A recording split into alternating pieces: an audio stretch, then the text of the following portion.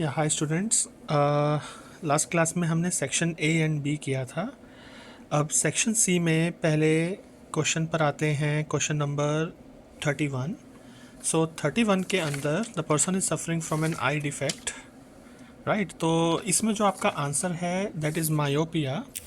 इसके कॉजेज़ क्या होंगे? Because myopia having being too long and the cornea having too much curvature and lens हम concave use करेंगे and diagram अभी आप लास्ट पेज पे देखेंगे।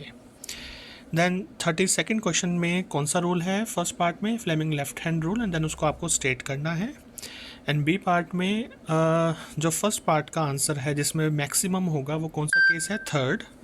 एंड देन आपका नेक्स्ट मिनिमम कहाँ पर होगा? जब थीटा क्या है? 0 डिग्री, राइट, फर्स्ट केस के अंदर। तो थर्ड पार्ट में मैग्नेटिक फील्ड मैक्सिमम है एंड फर्स्ट के अंदर मैग्नेटिक फील्ड मिनिमम है।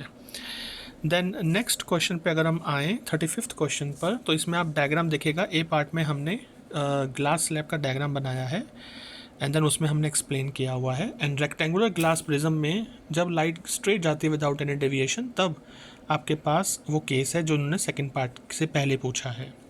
सेकंड पार्ट एक न्यूमेरिकल है जिसमें हमें u -30 सेंटीमीटर और फोकल लेंथ -20 सेंटीमीटर दे रखी है। बिकॉज कॉन्केव है तो इसलिए हम क्या लेंगे? -20। तो 1/v minus 1/u is 1/f, तो वहाँ से आपका v आएगा -12 सेंटीमीटर। ये भी आपको लास्ट में हमने पिक्चर में दिया हुआ है। फिर और करके b का जो फर्स्ट पार्ट है इसमें क्या आंसर होगा? बिकॉज जो डिपेंड करेगा पोजीशन क्या है कैंडल फ्लेम की। अगर पोल टू फोकस लेंगे तो वर्चुअल एंड इरेक्ट, और अगर फोकस टू इन्फिनिटी जाएंगे तो रियल एंड इन्वर्टेड होगा। उस हिसाब से साइज भी आपका वेरी करेगा।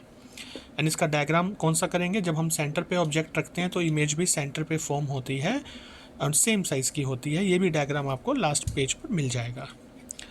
देन इसके बाद न्यूमेरिकल है, तो इसमें हमें f दे रखा है 3 मीटर, u दे रखा है -6 मीटर। मिरर फार्मूला आप लगाएंगे तो v यहाँ से 2 मीटर आ जाएगा। देन इसमें जो 37th लास्ट क्वेश्चन था, काफ़ी इंटरेस्टिंग क्वेश्चन था। इसमें फर्स्ट में कौन सा ग्राफ जो है सीरीज़ कॉम्बिनेशन दिखाएगा? तो सीरीज़ कॉम्बिनेशन में सबसे जिसका स्लोप कम होगा वो ज़्यादा रेजिस्टेंस देगा, क्योंकि आई वी ग्राफ है, नॉट वी आई ग्राफ। तो स्लोप सबसे कम किसका है? ए का। तो ए का रेजिस्टेंस ज़्यादा होगा तो सीरीज़ होगा।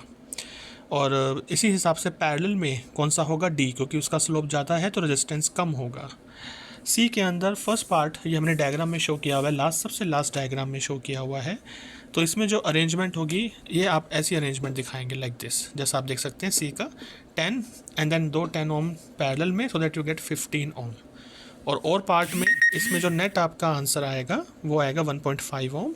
सो यहाँ से आई आ जाएगा 4 एम्पियर, और 0.3 ओम से भी 4 एम्पियर करंट फ्लो करेगा, बिकॉज सीरीज़ में करंट सेम होता है। आई होप आपको ये सोल्यूशन समझ आए होंगे। Thank you.